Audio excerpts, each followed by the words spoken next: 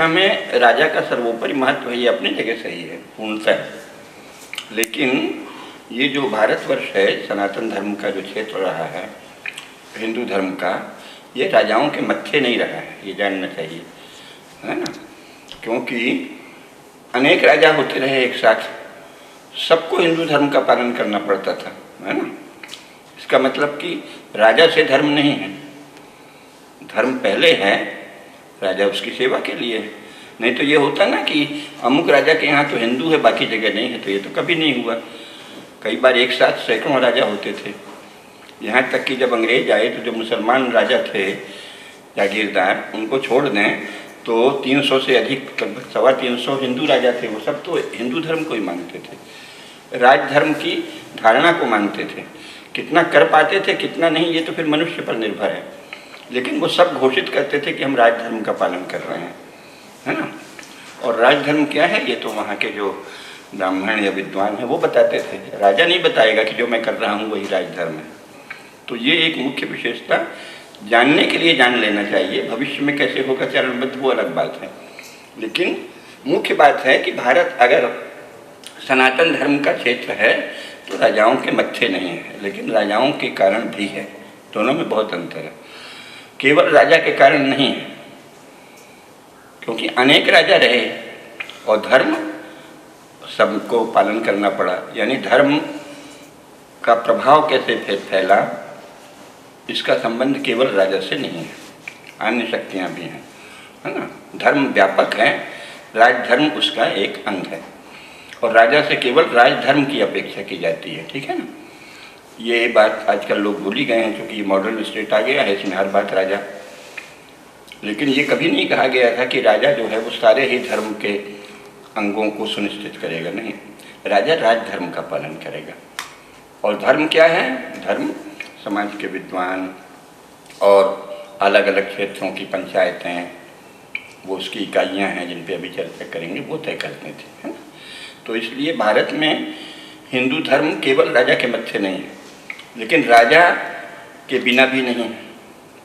ये नहीं कि राजा के मत्थे नहीं है, जैसे आजकल बहुत लोग शुरू हो गए हैं, तो राजा मुसलमान हो, ईसाई हो, सेकुलर हो, कुछ भी हो, उससे क्या फ़र्क पड़ता है। तो ये तो फिर बिल्कुल अर्थ का अनर्थ है। राजा से बहुत फर्क पड़ता है ना। लेकिन धर्म राजा के कारण नहीं है, राजा धर्म के कारण है। वही राजा मान्य है जो धर्म का पालन करे, अन्यथा उसको तिरस्कार करते थे, पापी कहते थे, म्लेच्छ कहते थे, है ना, निरादर करते थे। तो राजा धर्म का स्रोत नहीं है। तो धर्म का स्रोत क्या है, शास्त्र है, और शास्त्रज्ञ विद्वान हैं, है ना। ये हिंदू धर्म की संरचना में नहीं था। जैसे बाकी जगह भी है, ईसाइयत का स्रोत क्या है, चर्च और पादरी। उनके किंग थोड़ी तय करते हैं कि क्रिश्चियनिटी क्या है ना। और इस्लाम में भी मुल्ला मौलाना तय करते हैं कि इस्लाम क्या है। तो लेकिन वो डिपेंड बहुत करते हैं किंग पर या उस पर। हिंदू समाज जो है वो केवल राजा पर निर्भर नहीं था। एक तो ये जानना चाहिए विषय, क्योंकि बहुत विशद है। अरे मेरा घड़ी है, पता चला हम बह गए तो एकांगी हो गए, इसलिए घड़ी रखना जरूरी है। ये इतना बड़ा विषय है कि किसी भी एक दिशा में पता चला बहते चले जा रहे हैं, दूसरे थोड़े सारे अंग थोड़े थोड़े आ जाएं, ये प्रयास करेंगे, है ना।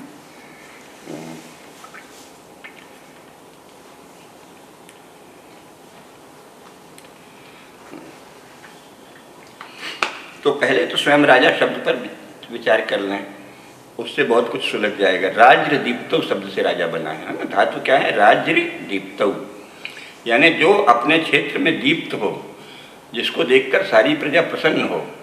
और प्रसन्न क्यों होगी, क्योंकि वो धर्म का पालन करता है, धर्म की रक्षा करता है। तो राजा वही है जिसको देखते ही उसकी प्रजा इसलिए प्रसन्न हो कि हो ये राजा है और ये धर्म का पालन करता है।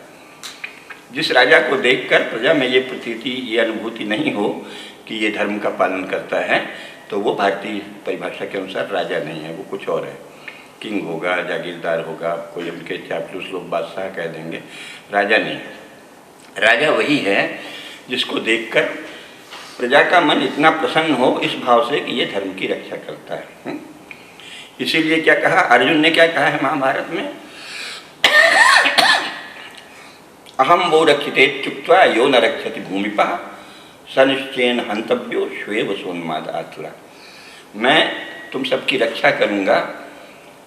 अहम वो रक्षितेति, मैं ही रक्षा करूँगा, ऐसा कहकर यो न रक्षति भूमिपा, जो राजा प्रजा की रक्षा नहीं करे उसका पागल कुत्ते की तरह वध कर देना चाहिए। ये तो परंपरा रही है और ऐसा कईयों को किया गया है। कई राजाओं को वहाँ के ब्राह्मणों ने और सभी वर्गों के लोगों ने मिलकर मारा है। लेकिन वो समाज ऐसा हो शक्तिशाली हो, मॉडर्न सोसाइटी में तो असंभव है। सेना राजा के अधीन है। पहले सेना अलग अलग लोगों के अधीन रहती थी, क्षत्रपों के, सबकी अपनी अपनी सेना है और सेना की भी निष्ठा धर्म के प्रति होती थी। तो वो एक अलग स्थिति है। केवल बताना है कि भाई ये ऐसी संरचना है ना, क्योंकि ये स्वयं अर्जुन का कथन है। अहम वो रक्षिते चुक्त्वा यो न रक्षति भूमिपा सनिश्चयेन हंतव्यो श्वेव सोन्माद आतुरा। श्व यानी कुत्ता, आतुर उन्मत्त कुत्ते की तरह ऐसा राजा मार डालने योग्य है। तो ये वर्तमान में ये नहीं चलेगा, पीछे कर दीजिए इससे अच्छे, ठीक है ना। लेकिन इससे भी महत्वपूर्ण बात यह है कि अत्यंत प्राचीन काल से ही भारत में राजशास्त्र है, जो दुनिया में कहीं नहीं मिलता। बाकी जगह वो जो देते हैं वो क्या है, प्लेटो का बताते भी हैं, तो मैं जैसा मैंने बताया उस समय का तो कुछ मिलता नहीं, बाद का फैब्रिकेटेड है ईसाइयों का। लेकिन वो भी क्या है, आप अगर रिपब्लिक पढ़ें या दी लॉ पढ़ें तो वो वैसे ही है जैसे बाइबिल है। मैंने हंसना पड़ेगा, बहुत थोड़े से सूत्र हैं, जबरन उसका आधुनिक भाष्य किया जाता है। यूरोपियन स्कॉलरशिप आजकल बहुत विकसित है, तो वो टेढ़े मेढ़े किसी भी कथन का बड़ा आधुनिक भाष्य कर देती, लेकिन स्वयं उस टेक्स्ट में तो वो बात नहीं है। और यहाँ बिल्कुल उल्टा है, यहाँ राजशास्त्र संबंधी टेक्स्ट में ही मूल बात कही गई है ना। तो ये फर्क है। तो बहुत ही प्राचीन काल से भारत में राजशास्त्र चल रहा है। आप बहुत सा विस्तार से अभी नहीं बताएंगे, महाभारत में है, आप स्तंभ धर्म सूत्र में है, मत्स्य पुराण में है, विष्णु पुराण में है, सभी जगह राज्य के विषय में बहुत अच्छे से लिखा है। तो राजा की चर्चा किस संदर्भ में हुई है, राजधर्म के संदर्भ में, है ना। राजधर्म जो है उसका पालन करने के लिए हमें राजा चाहिए और किसी चीज़ के लिए नहीं। समाज को सुधारने के लिए राजा नहीं चाहिए। राजा काहे के लिए चाहिए, राजधर्म के लिए। अभी परंपरा की केवल जानकारी दे रहे हैं, वर्तमान में बाद में आएंगे। तो राजा की उपयोगिता क्या है कि वो राजधर्म का पालन सुनिश्चित करता है। और राजधर्म के पालन का मुख्य आधार क्या है, दंड नीति, है ना। इसीलिए राजधर्म में सबसे महत्व दिया जाता है दंड नीति। मनुस्मृति में और सब जगह बहुत से वो हैं कि जहाँ दंड चक्र निरंतर चलता है, केवल उसी राज्य में धर्म सुरक्षित रहता है। इसलिए राजा का मुख्य कार्य क्या है, दंड नीति और शत्रु से अपने राष्ट्र की रक्षा, ये कुल राजा के कर्तव्य हैं, ठीक है।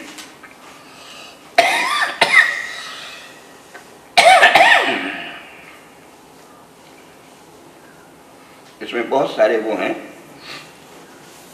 शांति पर्व का ही अगर एक दो श्लोक ले लें, दंडेन नियते श्रेयम दंडम नमति वा पुनः दंड नीति ख्याता तीन लोकान अभिवर्तते। दंड से ही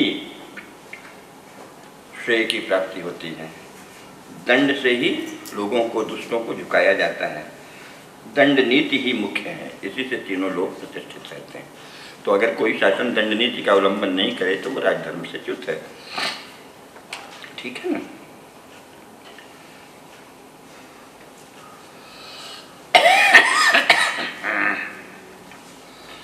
अब यहाँ एक कौटिल्य वाली पुस्तक भी है। अब हो क्या रहा है वर्तमान में, हालांकि वो जब वर्तमान व्यवस्था पर चर्चा करेंगे तब ज़्यादा आएगा, कि ये अंग्रेजों ने शुरू किया और वही चल रहा है। देखिए ये है तो पतंजलि सूत्र जी को तो मैं सुबह मान रहा था, चलिए कोई बात नहीं। कि पुराने शास्त्रों का कोई एक टुकड़ा, दो चार टुकड़े लेके उसको वर्तमान में लागू कर देंगे। तो फिर उनकी नज़र में, और उस समय देश में वातावरण ऐसा था कि अंग्रेज कहते थे कि तुम्हारे पास कुछ नहीं है, तो जो हमारे अच्छे लोग भी थे वो होड़ किए, तो वो भी उसी तरह करने लगे। आजकल बहुत सी पुस्तकें छप रही हैं, है ना, टैक्सेशन इन कौटिल्य और ये सब इतनी फालतू चीज़ें हैं।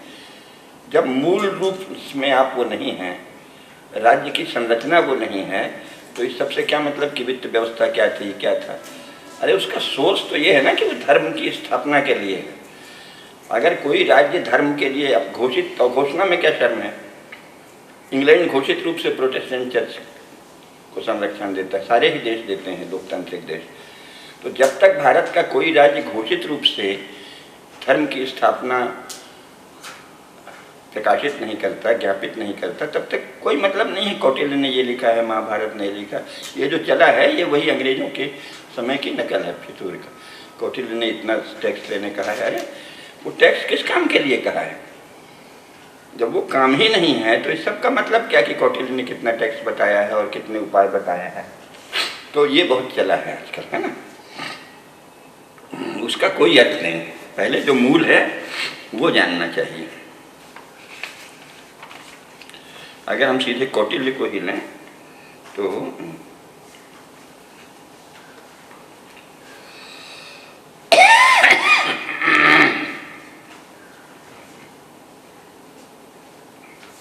पहला अध्याय देख लेते हैं कौटिल्य का, क्या कहता है कौटिल्य, क्योंकि बहुत महत्वपूर्ण है। वो क्या कहता है? पृथिव्या लाभे पालने च यावंत अर्थशास्त्राणि पूर्वाचार्यैः प्रस्थापितानि प्रायशस्तानि संगत्यै इदम अर्थशास्त्रम कृतम। पूर्व आचार्यों ने जिस अर्थशास्त्र का प्रतिपादन किया है उन सब का सार मैं प्रस्तुत कर रहा हूँ। यानी हमारे यहाँ किसी भी आचार्य को ये अनुमति नहीं थी कि वो कहें कि मैं तो बड़ा भारी आइडिया लॉग हूँ, विचारक हूँ। उसको कार्टून मानते थे भारत में। आप ये नहीं कह सकते कि मेरी खोपड़ी में खुजली हुई है बड़ी अमुक अमुक किताब पढ़ के यूरोप की, इसलिए मैं विचार बता रहा हूँ, आप तुम सब मानो। ये जितने वाद हैं आजकल चले हैं ना, समाजवाद, राष्ट्रवाद, ये क्या है? कुछ लोगों के दिमाग की खुजली है ना। तो खुजली को हमारे यहाँ कोई महत्व नहीं दिया। कोई भी आचार्य अगर कुछ भी कहता था तो उसे ये कहना पड़ता था कि पूर्वाचार्यों ने यही कहा है, उसके प्रमाण देने पड़ते हैं। आजकल तो चूँकि वो स्वयं तो बहुत ही दरिद्र, कंगले और भिखमंगे थे, और दुनिया में जब गए तो नया नया सीखे, तो उनके यहाँ नएपन का बड़ा क्रेज है। ये नया है, न्यू थॉट, न्यू आइडियाज़। हमारे यहाँ न्यू थॉट और न्यू आइडिया का मजाक उड़ाते हैं थे। अच्छा, नया है, सुनने लायक नहीं है। हर बात को बताना पड़ता था कि शास्त्र से पुष्ट है, पूर्वाचार्यों के द्वारा यही कहा गया है, उसका प्रमाण देना पड़ता है। जो नया है वो अविश्वसनीय है कि कैसे भरोसा करें? इतनी पुरानी सभ्यता है, उसमें तुम नया कहाँ से आ गए भाई? नया है तो तुम्हारे दिमाग की खुजली है। आपको ये बताना पड़ेगा, देखिए मैं जो कह रहा हूँ वो शास्त्रानुमोदित है, पूर्व आचार्यों ने यही कहा है। ये बहुत फर्क है, समझिए, पूरी अलग सभ्यता है। ये नहीं कि कल को ये हो जाएगी, लेकिन ये तो आप बैकग्राउंड में ये जान लें, इसलिए बता रहा हूँ। नया शब्द से ही उपहास होता था, और आजकल नए का बड़ा क्रेज है। बिल्कुल बहुत ही न्यू आइडियाज़ हैं। अरे न्यू आइडियाज़ हैं तो अविश्वसनीय है, उनको परीक्षण से गुजरने दो। न्यू आइडियाज़ का क्या मतलब? जो इतना महान राष्ट्र है उसमें बारंबार परीक्षण से पुष्ट जो सिद्धांत हैं, ये बताओ तुम कि ये उन्हीं सिद्धांतों की नई प्रस्तुति है, उनके क्रम में है ना, उसकी निरंतरता में है, तब तो विश्वसनीय है। तो चाणक्य भी क्या कह रहे हैं? पूर्वाचार्यों ने जो अर्थशास्त्र लिखे हैं उनको समेटकर मैं ये अर्थशास्त्र प्रस्तुत कर रहा हूँ। ठीक है, ये अनिवार्य है किसी के आचार्य होने के लिए। ये नहीं कि साहब हमारे आचार्य जी बहुत बड़े विद्वान हैं, नए नए विचार देते हैं। नया नया है तो वो कूड़ा है, वो अविश्वसनीय है, दूर रखो उसको। मनोरंजन का विषय तो हो सकता है, सुन ले, अच्छा अच्छा बहुत ही जोरदार है, सुने, वो पालन योग्य नहीं है। नया पालनीय नहीं है ना, नया मनोरंजन का विषय है, सदा ही शास्त्र सम्मत। ठीक है ना। अच्छा, अब जो मुख्य बात है, यहाँ तो चाणक्य को लोगों ने अर्थशास्त्र को इकोनॉमी समझ लिया है, यानी कुछ पढ़ना ही लिखना नहीं है। उन्होंने क्या कहा है?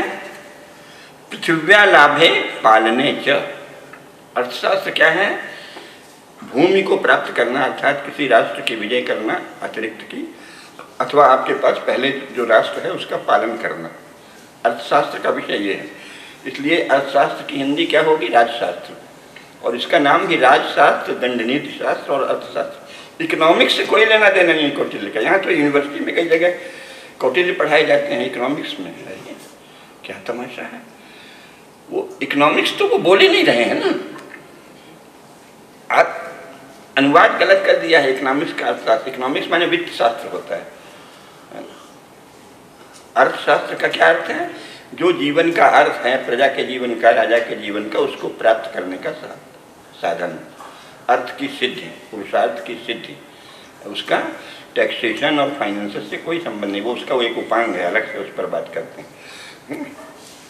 पृथिव्या लाभे पालने चा, ठीक है ना।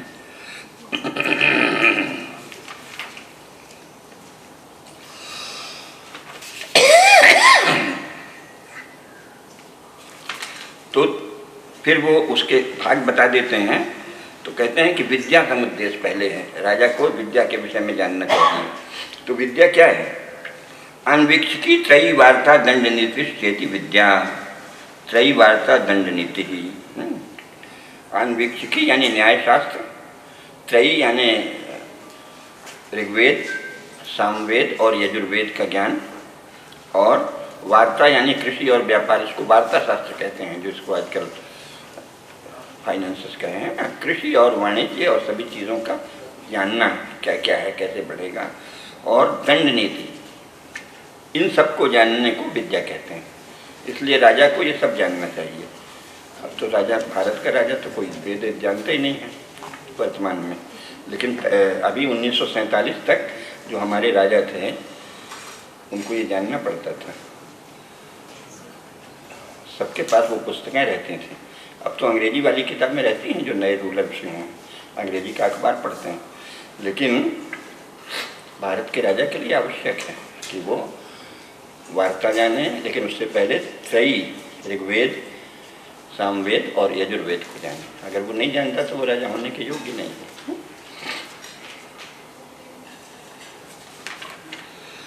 इसके बाद क्या है, फिर इनकी बड़ी विस्तार से व्याख्या है, सार में आएंगे।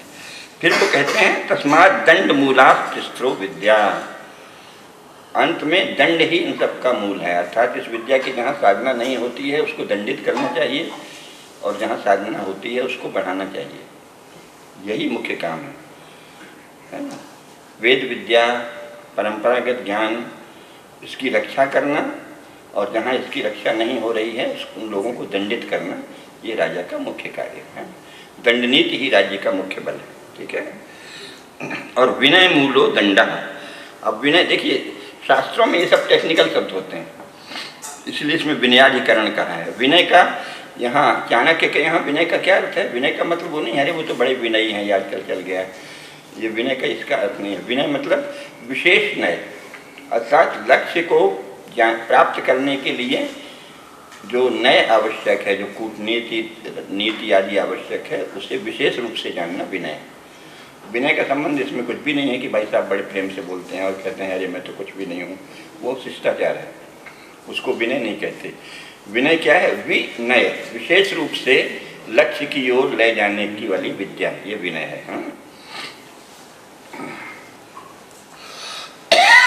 विनय मूलो दंडा प्राणभृताम योगक्षेमावह। दंड जो है वो विनय मूल है, यानी विशेष रूप से जब आप जाने कि कैसे इस दंड नीति को लागू करेंगे, किनको सजा देंगे, किनको छोड़ेंगे, क्यों सजा देंगे, वो सब जाने और प्रजा के योगक्षेम का पालन करें, तो वो राजा राजा है। इसीलिए उसे कहा है कि इंद्रिय जयी होना राजा का मुख्य लक्षण है। विद्या विनय हेतु इंद्रिय जया। विद्या और विनय दोनों का हेतु क्या है? इंद्रिय जय। जो इंद्रिय जय नहीं है, जयी नहीं है, वो न तो विद्यावान हो सकता ना ही विनयवान हो सकता। विनय माने कैसे हम गोल अचीव करेंगे, भारतवर्ष में जो हमारे राजनीतिक लक्ष्य हैं उनको कैसे प्राप्त करेंगे, सही लक्ष्यों की प्राप्ति के लिए इंद्रिय जयी होना आवश्यक है। ठीक,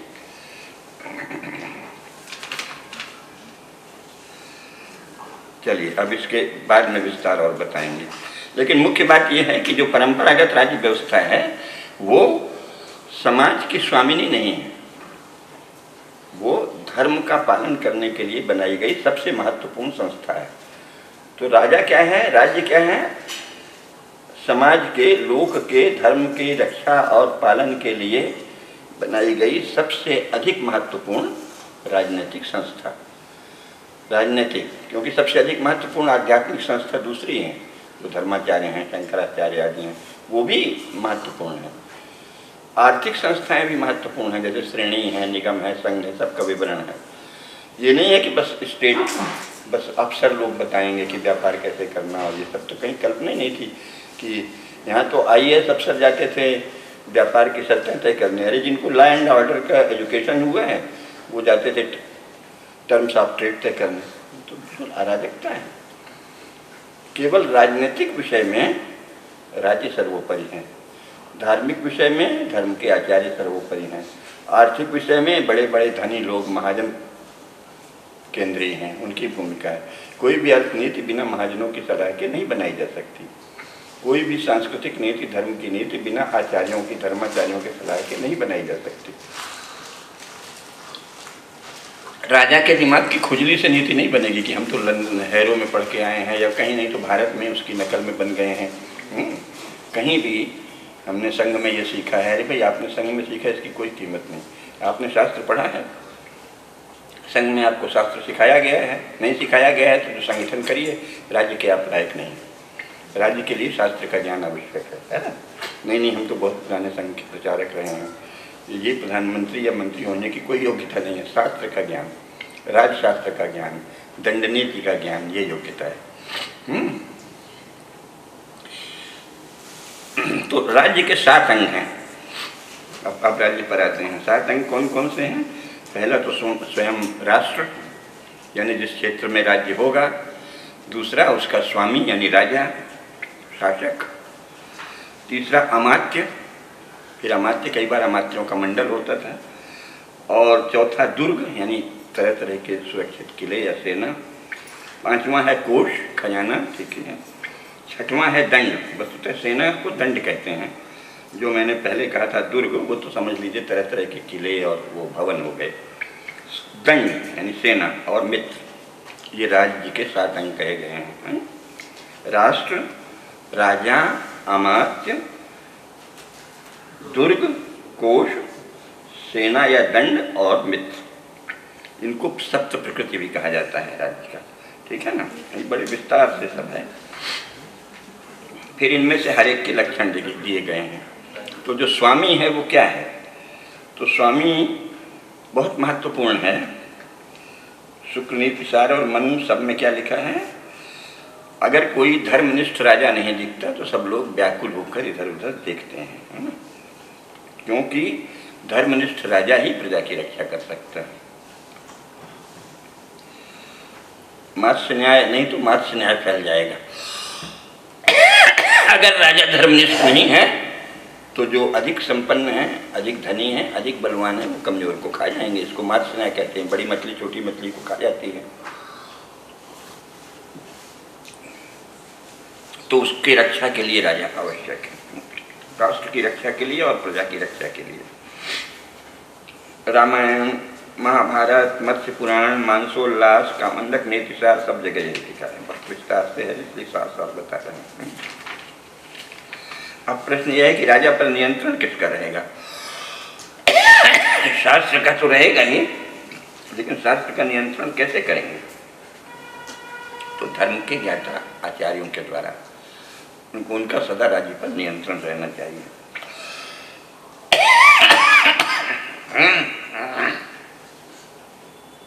इसीलिए जो ज्ञानी लोग होते थे, जिन्हें ब्राह्मण उस समय कहा गया, उनको स्रोत माना जाता था कि वो बताएंगे कि धर्म क्या है। शुक्र नीति सार में भी आया है कि जो राजा प्रजा को कष्ट देता है और धर्म के नाश का कारण बनता है, वो राक्षसों का अंश होता है, उसको नष्ट कर देना चाहिए। मनु ने कहा है कि जो राजा प्रजा को पीड़ा देता है वह अपना जीवन, कुटुंब और राज्य खो देता है। उस समय ऐसे होता था। बहुत सारे राजा हैं। जैसे राजा वेन थे, राजा वेन ने अनीति की तो ब्राह्मणों ने उसको मार डाला। फिर उसके ही भीतर, माने उसके ही वंश में से एक दूसरे को राजा बना दिया जो धार्मिक दिखता था। यही बात भागवत पुराण में है, कई ग्रंथों में इसके उदाहरण है। कामंडक ने भी यही लिखा है कि राजा अगर दंड नीति का सम्यक पालन नहीं करे तो वो हटा देने के योग्य है।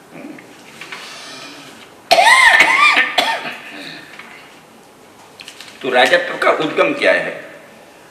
राजत्व का उद्गम दो हैं, शास्त्र और लोक। तो राजा को वैधता कहाँ से प्राप्त होती है? तो धर्मशास्त्रों से, कि क्या वो धर्मशास्त्रों के अनुसार चलता है, और दूसरे लोक मान्यता, लोग उसे धार्मिक मानते हैं या नहीं, है ना। ये राजत्व का उद्गम है। ये नहीं कि हम फलाना वो हाउसेस जैसे वहाँ चले हैं, है ना, कि राजकुल स्वयं में राजत्व का उद्गम नहीं है। राजकुल को भी राजधर्म का पालन करना पड़ेगा, तभी उसे राजत्व की प्राप्ति होगी। धीरे धीरे बोलूंगा। और गणराज्य भी बहुत प्राचीन काल से रहे हैं भारत में, उसके विस्तार में नहीं जाएंगे। मंत्रणा की पद्धतियाँ क्या रही हैं, ये भी बड़े विस्तार से लिखा है। फिर मुद्राएं क्या थी, वेतन क्या थे, राजधर्म, ये सब है। लेकिन मुख्य बात जो जाननी है वो यही कि राजा वही है जो धर्म का पालन करे, जो सनातन धर्म की रक्षा करे। तो ये कैसे होता था? ये ऐसे होता था कि कुल को, गांव को, जितनी स्वाभाविक इकाइयां हैं उनको धर्म का जो व्यापक अर्थ है, मानव धर्म जो हमने बताया, जिसमें मनु के अनुसार 10 मूल्य हैं, महाभारत के अनुसार 21 आदर्श हैं, उनका अनुशासन मानते हुए अपने अपने क्षेत्र में, अपने अपने इलाके में आप न्याय की व्यवस्था करते हैं, है ना। तो सारी इकाइयों को पूरी मान्यता प्राप्त है। जब उनमें आपस में टकराव होता है तो राजा धर्मशास्त्र के अनुसार निर्णय करता है। अपने मन से राजा कोई निर्णय नहीं कर सकता। वो ये नहीं कह सकता कि ये सही है, ये गलत है, आप ऐसे मानिए, ऐसे न मानिए, इनको हम आरक्षण देंगे, इनको नहीं देंगे। ये सब राजा का धर्म नहीं है, अधर्म है, पाप है ना। आप कुछ नहीं तय कर सकते, समाज में ही सब तय होगा।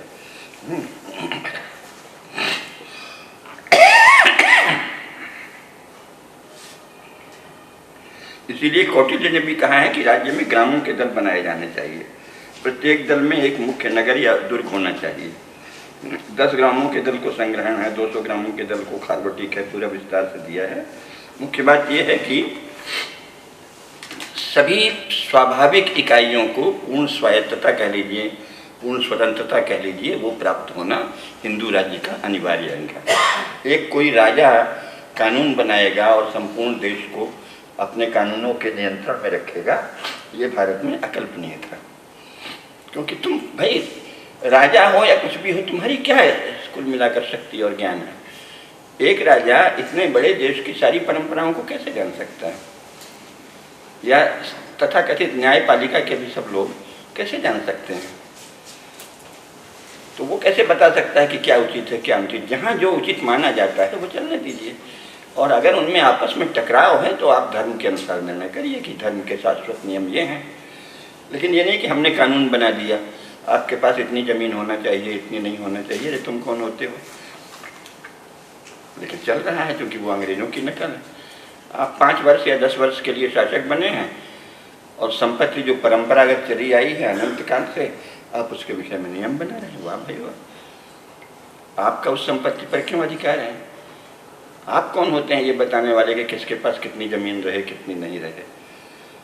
चाहिए तो पहले उन लोगों के पास जाइए जिनकी ज़मीन है, उनसे कहिए कि भाई दया करो, करुणा करो, वगैरह वगैरह जो भी कहें, वो दे दें तो दे दें।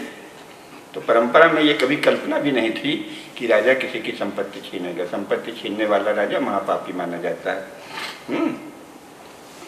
और वैसे यूरोप में भी संपत्ति, लोकतांत्रिक राज्यों में संपत्ति मौलिक अधिकार है, प्रॉपर्टी जो है फंडामेंटल राइट है। भारत में वो समाप्त कर दी गई है क्योंकि कम्युनिस्टों के यहाँ नहीं होती।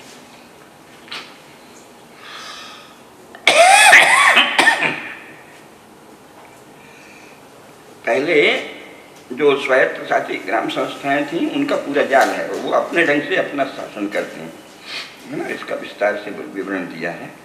तो फिर प्रजा के लिए राजा के क्या कर्तव्य हैं, ये धर्मशास्त्र क्या बताते हैं?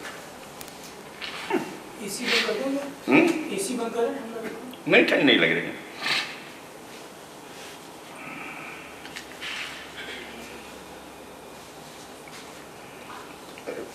प्रजा के प्रति राजा के क्या कर्तव्य हैं? कौटिल्य ने कहा है कि पशुपालन के लिए और कृषि को बढ़ाने के लिए चारागाहों का प्रबंध करना और सबकी सुरक्षा करना राज्य का कर्तव्य है। सुरक्षा का अर्थ है जो वहाँ नियम चल रहे हैं, जो परंपराएं चल रही हैं, उनका पालन करना। ये नहीं कि अपने मन से कानून बना दिए। किसी इलाके में जो मान्यताएं चली आ रही हैं, इंग्लैंड में भी यही है। इंग्लैंड में तो customs and traditions he law का प्राइमरी सोर्स है। तो राजा का काम है परंपराओं की रक्षा करना, परंपराओं के अनुसार समाज को व्यवस्थित रूप से चलने देना। इसके लिए शब्द है वर्णाश्रम धर्म प्रतिपालन। यानी वर्ण और आश्रम था चूँकि हिंदू समाज में मुख्य था, तो उनका प्रतिपालन ठीक से हो, ये देखना राजा का काम था। ये नहीं कि वर्ण किसका क्या है, कौन किस जात का है, ये तो अंग्रेजों ने शुरू किया है। उस जाति की क्या हायरार्की है ये आप नहीं तय कर सकते। वर्ण और आश्रम पहले से हैं, उनका प्रतिपालन ठीक से हो रहा है, वो धर्म से चल रहे हैं कि नहीं, बस इतना आप देख सकते हैं। बाकी तो सब कर्तव्य बीच में बहुत से ऐसे मिल जाएंगे जो मॉडर्न स्टेट के हैं, लेकिन मूल बात ये जानना है। अब जो सबसे महत्वपूर्ण बात है, अभी तो भारत के गौरव की बात है, तो इतना झूठ चल गया है गांव और ये तो ग्राम सभ्यता थी, ये सब उन दरिद्रों ने, भिखमंगों ने यहाँ के बारे में चला दिया, क्योंकि उनके यहाँ गांव ही थे। यूरोप में तो शहर थे नहीं। 18वीं शताब्दी में भी उनके यहाँ कोई शहर ऐसा नहीं था जिसकी 10,000 भी आबादी हो, 2,000 3,000 पहली बार जब शहर बने। मिडीवल सिटीज़ पुस्तक है, आप पढ़ लीजिए। मिडीवल सिटीज़ कितने छोटे छोटे शहर हैं, आपको आश्चर्य होगा। भारत से कोई तुलना नहीं है। उनके यहाँ शहर अभी बने हैं, जब बिजली आ गई है, जो कि लगभग 200 वर्ष पहले आई है। उसके पहले तो वहाँ छोटे छोटे वो हैं। वस्तुतः वहाँ गांव भी नहीं है, शहर भी नहीं है। उसके लिए सही शब्द है बसाहट, सेटलमेंट्स, स्मॉल सेटलमेंट्स जगह जगह, क्योंकि उधर दलदल है, जंगल है। संपूर्ण यूरोप क्या है, स्मॉल सेटलमेंट्स का एरिया है। इसका भारत से कोई लेना देना नहीं, इसलिए वहाँ का कानून, वहाँ का राज्य आप क्यों अपना रहे हैं, वो अभी आगे आएंगे तब बात होगी। फिर ये चल क्यों रहा है, ये जो राज्य चल रहा है ये केवल हिंदुओं के कारण चल रहा है। हिंदू बहुत ही उदार और गंभीर समाज है, वो सोचते हैं धीरे धीरे ठीक कर लेंगे, होशियारी से चलने दो, है ना। इसीलिए जब कोई राजा अत्याचारी हो जाता है तो फिर उसको हटाते हैं, और नहीं तो सोचते हैं चलने दो। कांग्रेस क्यों चली 60 साल, छोटे मोटी चीज़ों पे ध्यान नहीं देते। अच्छा कुछ कर रहा होगा, कुछ इसकी इच्छा होगी, लाएंगे अच्छे से धर्म में राज्य लाएंगे। बहुत गंभीर और परिपक्व समाज है। इसी के कारण ये भारत टिका हुआ है। जिनको भी ये भ्रम है कि नेहरू जी के कारण देश एक है और गांधी के कारण एक है या मोदी के कारण एक है, वो महामूर्ख हैं। ये देश तो कल यूं बिखर जाए। जिस इंग्लैंड की आप नकल कर रहे हैं, तो वो पिछड़ी सा राष्ट्र है, पश्चिमी उत्तर प्रदेश से छोटा है इंग्लैंड, उसकी तो आप नकल कर रहे हैं। और फिर उसका भी जो सार है, सार यह है कि एक बहुसंख्यकों के धर्म को संरक्षण देता है, वो भी आपने नहीं लिया है। इसको तो बिखरते देर ही नहीं लगे। इसलिए भी चिंता करनी चाहिए कि ये ढांचा अगर चला तो ये निश्चित बिखर जाएगा। आपके चाहने से कुछ नहीं होता, सेना से भी कुछ नहीं होता। अभी सेना में भी पुरानी हिंदू भावना है, नहीं तो वो सब अपने अपने मतवाद और इसमें बट गए तो सेना भी 4 टुकड़ों में बट जाएगी। अपने आप को बहुत होशियार मानने वाले कितने, सोवियत संघ ढह गया। राज्य की ये व्यवस्था हर हालत में परिवर्तनीय है अगर राष्ट्र की रक्षा करनी है, नहीं तो ये टुकड़े टुकड़े होकर बिखर जाएगा। आप नोट कर लीजिए, क्योंकि ये हम जिस मॉडल का पालन कर रहे हैं वो बहुत ही दयनीय है। इसके मध्य दुनिया में कोई राज्य नहीं चला। और आखिर इंग्लैंड तो बहुत ही क्रूर और कठोर शासक था ना, 90 वर्ष में जाना पड़ा ना यहाँ से। शासन का ये मॉडल राष्ट्र के नाश का कारण है। शासन का मॉडल तो आपको बदलना पड़ेगा। खैर, तो धर्म का पालन क्योंकि एकमात्र है, उसके फिर लेकिन जितनी भी आधुनिक राजनीति शास्त्रीय पुस्तकें लिखी गई हैं, अब सबको लगेगा कि बहुत झूठ बोलते हैं, क्योंकि हम लोगों को तो भारत की निंदा की आदत है। सच ये है कि न तो पॉलिटिकल साइंस, न इकोनॉमिक्स, न किसी भी विषय में जो पिछले 150 वर्षों में पुस्तकें लिखी गई हैं, अब बोलना नहीं चाहिए, सभी लोग मनुष्य हैं, लेकिन यूरोप के लोग काफ़ी चोर हैं, खासतौर से वहाँ के इंटेलेक्चुअल कहने वाले। इसके बहुत से प्रमाण हैं, मैं अपने मन से नहीं। चोरी से संस्कृत के शास्त्रों को पढ़कर ही लिखी गई, क्योंकि इतना विस्तार से चिंतन यूरोप में कभी था ही नहीं। आर्मी के बारे में, स्टेट के बारे में कोई पुरानी पुस्तक नहीं। और अचानक 19वीं शताब्दी के अंत में और 20वीं में इनके यहाँ बुक्स आने लगती हैं ऑन पॉलिटी, ऑन आर्मी। और भाई अगर आपके यहाँ पहले से था तो कोई पुस्तक तो मिलती, और सेना का कोई उल्लेख तो मिलता। कोई स्टैंडिंग आर्मी नहीं है। 19th सेंचुरी से पहले यूरोप के किसी भी देश में स्टैंडिंग आर्मी नहीं है। अलग अलग जागीरदार हैं, लैंडलॉर्ड्स हैं, उनके अपने कोई रक्षक दल हैं। जब राजा आह्वान करता है, जिस गुट का राजा हो, तो वो उनको लेके आ जाते हैं, खत्म। तो वहाँ तो सेना का कुछ, लेकिन यहाँ कुछ पता ही नहीं है। लोग तो इस्लाम को भी कहते हैं बहुत आगे बढ़ गए, कुरान पढ़ तो लो। वहाँ तो राज्य का कोई नाम ही नहीं है। ये कहते हैं हम कुरान के अनुसार चलेंगे। अगर कुरान के अनुसार चलना है तो 1 मिनट को कोई मुस्लिम स्टेट नहीं टिक सकता, क्योंकि स्टेट की बात आचार्य ने कहा है, क्योंकि परंपरा अलग है। उन्होंने उसको दबा के हम सारे न्यू थिंकर चोर हैं। चोरी का माल अपना बनाने को न्यू थिंकिंग कहा जाता है। तो यूरोप में जो भी राजनीति शास्त्र के ग्रंथ लिखे गए हैं वो भारत के संस्कृत ग्रंथों की नकल में, उसमें थोड़ा बहुत चेंज करके, इसलिए बहुत सिमिलरिटी दिखती है। राज्य व्यवस्था संबंधी, सेना की व्यवस्था के संबंध में सारा केवल भारत में मिलते हैं शास्त्र। इसमें किसी घमंड की या उसकी बात नहीं है, सत्य की बात है, क्योंकि और कहीं मिलते ही नहीं है इतना व्यवस्थित। और यही हमारा मुख्य बल है। इसलिए अगर कोई भारत को सेना में कमजोर करने की सोचे या अहिंसा और शांति के नाम से लोगों को बहुत वीरता से विरत रहने कहे, तो वो अपराधी हैं। हमारा कुल, हम इसीलिए टिके हैं कि हम वीर थे। हम इसीलिए टिके हैं कि हमारी सेना विश्व में अपराजेय थी। 2 चीज़ों को, मनुष्यों की, नागरिकों की वीरता बढ़ाना और सेना को बढ़ाना, ये सबसे पहला कर्तव्य है राज्य का। बाकी कुछ नहीं करो भाई, बाकी वैसे भी सब लोग कर लेते हैं। उद्योग कोई नेता और अफसर चलाते हैं, उसका कंट्रोल करके कमीशन खाते हैं या टैक्स लेते हैं। सारा तो लोक जीवन तो लोक चलाता है।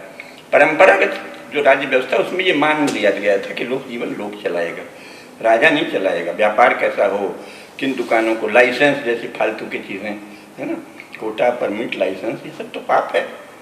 तुम कौन होते हो राजा? नहीं, वो गड़बड़ कर लेंगे तो तुम नहीं करोगे। अगर व्यापारी गड़बड़ कर लेगा तो वो सरकारी कर्मचारी क्यों नहीं करेगा? किस तर्क से ये सिद्ध होता है भाई? हम करेंगे तू नहीं करेगा, हमारे बीच से गया है।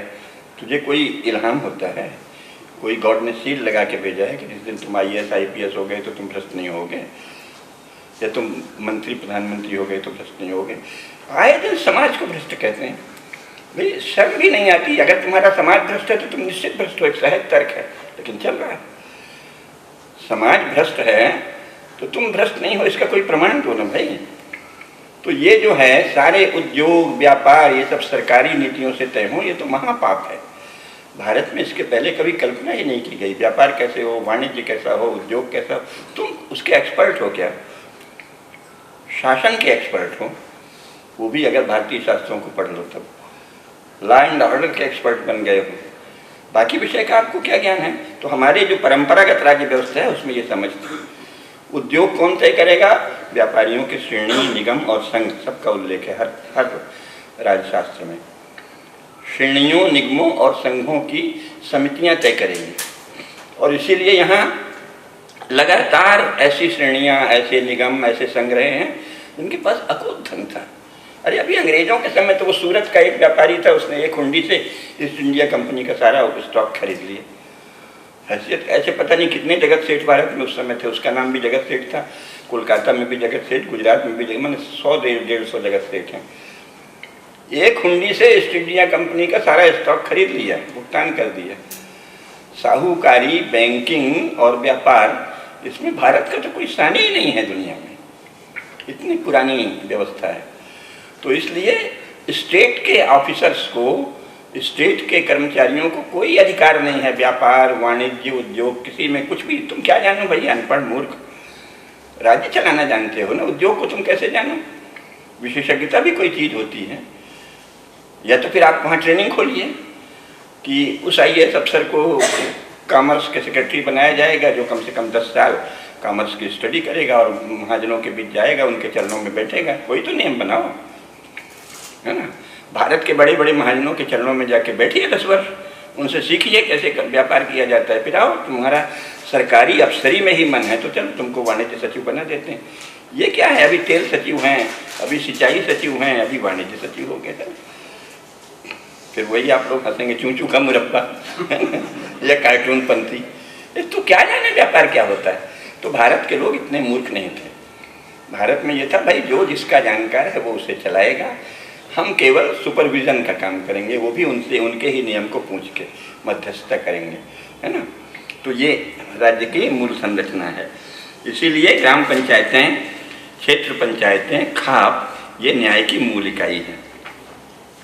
बाकी जो सेना है, सेना के विषय में भारतीय शास्त्र जितने हैं वो यूरोप में 19वीं शताब्दी तक तो एक भी नहीं है, और यहाँ हजारों साल से है, महाभारत से है। पूरा विभाग दिया हुआ है। थोड़ा सा एक झलक आपको मिल जाए उसके लिए उसके अंश बताते हैं, है ना? सेना जो है उसी को बल कहा जाता था, उसी को दंड भी कहा जाता है। तो उसके बहुत विस्तार से दिया हुआ है कैसी सेना होगी, क्या व्यवस्था होगी। तो उस समय तक सेना के 4 भाग होते थे, हस्ती, अश्व, रथ एवं पदाति। हाथी, घोड़ा, रथ और पैदल, इनके विस्तार से हैं। हाथियों में भी सबके अलग अलग वो हैं। आटविक सेना ने जंगल में रहने वालों की अलग है, शूद्र सेना अलग है, वैश्य सेना अलग है। भारत के वैश्य बहुत बड़े सेनानी होते रहे हैं, यहाँ तो कुछ पता ही नहीं है। वो वर्ण के नाम पर भी कन्फ्यूजन फैला दिया उन्होंने। तो हम समझते हैं कि केवल क्षत्रिय लड़ते थे। पूरे रिकॉर्ड हैं, ऐसी कोई जाति नहीं है भारत में जो सैनिक नहीं होती थी। शूद्र सैनिक, आटविक यानी जंगल में रहने वाले सैनिक, उनकी अलग अलग सेना होती थी। ब्राह्मण तो शस्त्र के विशेषज्ञ रहे हैं। क्षत्रियों को सारी शस्त्र शिक्षा ब्राह्मणों ने दी है। तो सेना और शस्त्र तो किसी का विशेषाधिकार नहीं। ब्राह्मण भी सैनिक और सेनापति, क्षत्रिय भी सैनिक और सेनापति, वैश्य भी सैनिक और सेनापति, और शूद्र भी सैनिक और सेनापति, और जंगल में रहने वाले भी सैनिक और सेनापति। तो ये सभी सेनाएं होती थी।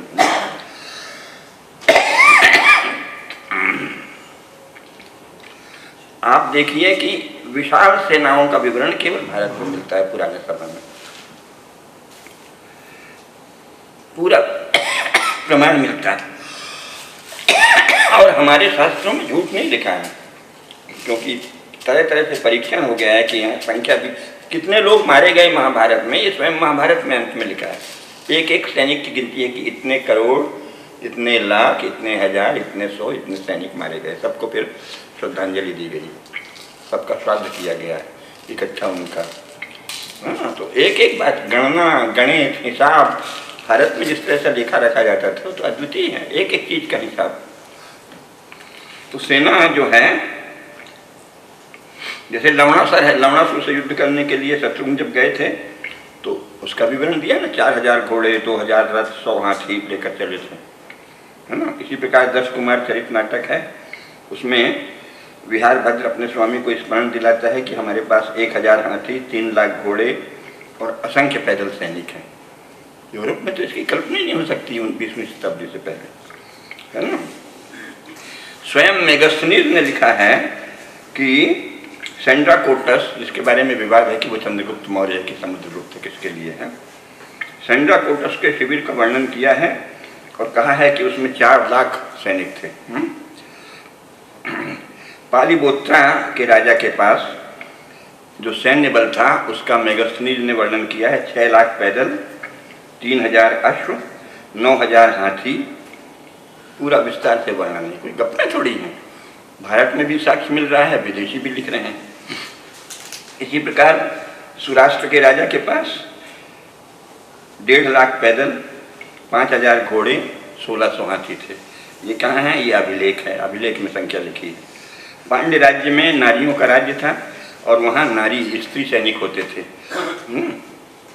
वहाँ भी 1.5 लाख पैदल, 500 हाथी और स्त्री सेनाएं थी पांड्य में। ये उसने मार्को पोलो ने भी लिखा है कि पांड्य और चेर राज्य में तो स्त्री सेनाएं होती हैं और रानियां शासन करती हैं। और बहुत विस्तार है। हर्ष के पास, हर्ष तो बिल्कुल अभी 7वीं शताब्दी के हैं ना, हर्ष के पास 5000 हाथी, 2000 घोड़े और 50,000 पैदल सैनिक थे। फिर प्रारंभ में, और बाद में 6 वर्षों के उपरांत 60,000 हाथी, 1 लाख घोड़े और कई लाख पैदल सैनिक हो गए। ये तो अभी ताज़ा रिकॉर्ड है, 7वीं शताब्दी हमारे लिए अभी कल की बात है, जो कि बहुत ही विराट देश है ना।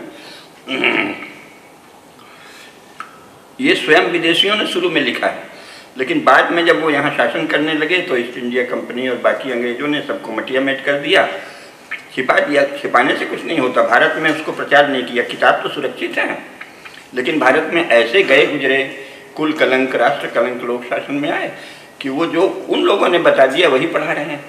अरे स्वयं यूरोपियों ने जो लिखा है वो तो पढ़ा देते, पुस्तकें तो सुरक्षित हैं और भारत में उनका विवरण है। आखिर इनको भारत रत्न मिला था ना पांडुरंग वामन काणे को, वो लिख रहे हैं। वो तो पक्के मॉडर्न स्कॉलर हैं, वो तो सनातन धर्मी भी नहीं, वो तो नेहरू के प्रिय हैं।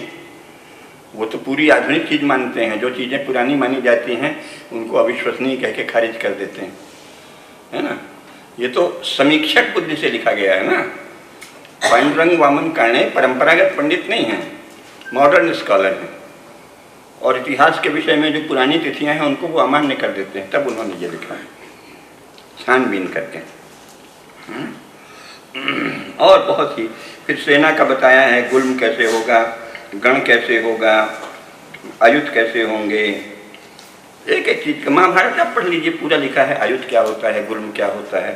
तो सेना के विषय में जितना विस्तार से सुव्यवस्थित वर्णन भारत में मिलता है वो विश्व में कहीं भी नहीं है, ये जानना चाहिए। ये नहीं कि एक से दूसरे भ्रम में चले जाते हैं, अच्छा तो यहाँ लोग स्वयं स्वायत्त थे, इसका मतलब छोटी सेना होगी जी, नहीं। आपको भारत की समृद्धि का अंदाज नहीं है। बहुत विशाल सेनाएं होती थी, और वो सेना होने का अपने लोगों का दमन थोड़ी होता है। यहाँ तो ये है कि सेना माने जब मर्जी हो अपने लोगों का दमन कर दो। वन पर्वों में सब जगह इसमें दिया है बड़े विस्तार से, मैं अभी नहीं। इसी प्रकार युद्ध के विषय में नियम स्थिर थे कि ऐसे युद्ध करें, क्योंकि आपस के युद्ध थे। युद्ध क्या है अब वो अभी काम नहीं आएंगे, क्योंकि सारे ही युद्ध हिंदू राजाओं के आपसी युद्ध है ना। तो फिर युद्ध क्यों करते थे? तो ये माना गया कि भाई युद्ध तो आवश्यक है, क्योंकि वीरता का प्रदर्शन आवश्यक है ना। अगर आप वीर नहीं हैं तो आप क्यों राज्य कर रहे हैं? और वीरता भी तो एक मानवीय गुण है ना।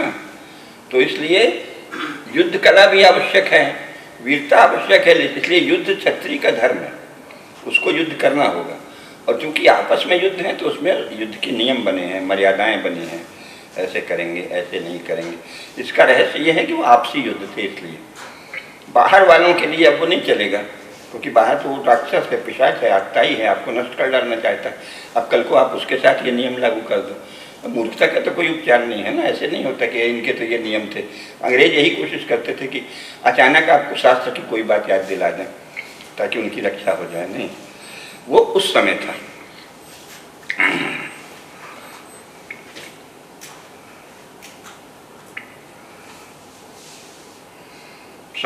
ये तक कहा है कि अगर कोई कपटपूर्ण जासूस है या गुप्त जासूस है, तो उसकी हत्या नहीं करनी चाहिए, वो बंदी बना लेना चाहिए कि भाई वो जासूसी अपने स्वामी के लिए कर रहा है ना, उसका कोई दोष नहीं है।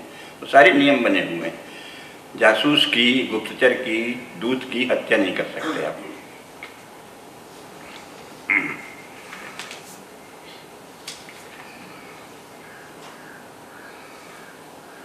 फिर शत्रु और मित्र का बड़े विस्तार से विचार है, वो आज का विषय नहीं है, बहुत देर हो जाएगी। शत्रु कौन है, सहज कौन है, कृत्रिम कौन है, प्राकृत कौन है, इन सब पर बहुत विस्तार से विचार है। मित्र का मित्र है, मित्र का शत्रु क्या है, ये सब इसके बड़े विस्तार से विवरण है ना। मित्र मित्र मित्र, आक्रंदासार, बीजगुषु, अरिमित्र अरिमित्र मित्र, पार्षणिगा, बहुत विस्तार से सैनिक व्यवस्था है। ठीक है। अब राजधर्म का अध्ययन प्रत्येक राजा के लिए करना अनिवार्य था। क्यों अनिवार्य था? क्योंकि उसके बिना आप क्या शासन करेंगे। यहाँ तो संविधान ही, भारत की संसद में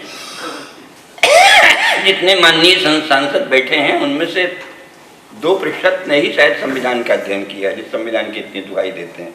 मुझे पता नहीं भाजपा में कितने लोग संविधान पढ़ते हैं, पता ही नहीं है। हम तो जब पूछते हैं तो उन्हें कुछ पता नहीं रहता। भाषण, संविधान संविधान, तू तो संविधान पढ़ते ही नहीं है यार, क्या बातें कर रहे हो। और ऐसे कम बुद्धि के लोगों को राजनीति में जाने का अधिकार, थोड़ी विशाल बुद्धि चाहिए ना। आपकी स्मरण शक्ति चाहिए, धी चाहिए, स्मृति चाहिए, प्रज्ञा चाहिए। आपकी बुद्धि इतनी कम है कि अपने क्षेत्र में 3 तिकड़म से वोट जुटा लेने की तक बुद्धि सीमित, तो आप राजनीति के लायक नहीं हैं। इसके अतिरिक्त आपको बुद्धि चाहिए ना, विशाल अध्ययन।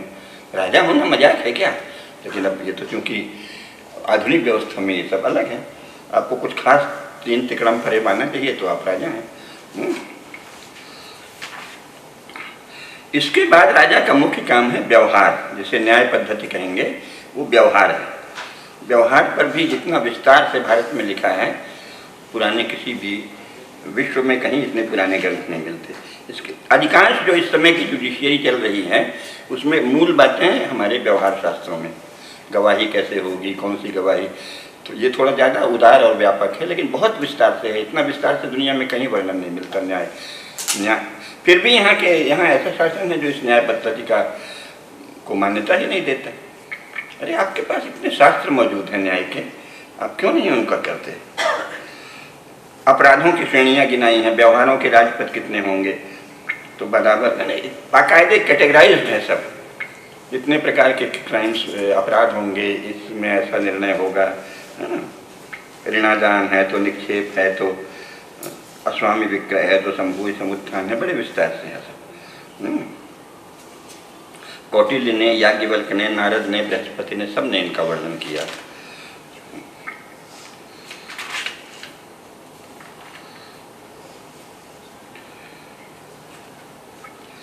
इसी प्रकार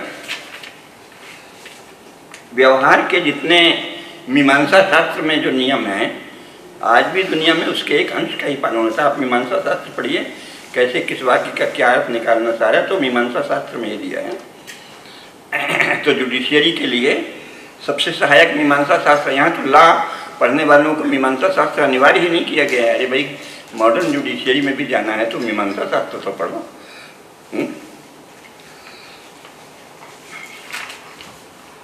उसमें व्यवहार पद हैं, है ना, द्विगति है, द्विद्वार है, द्विपद है, दुरुत्थान है, बहुत विस्तार से।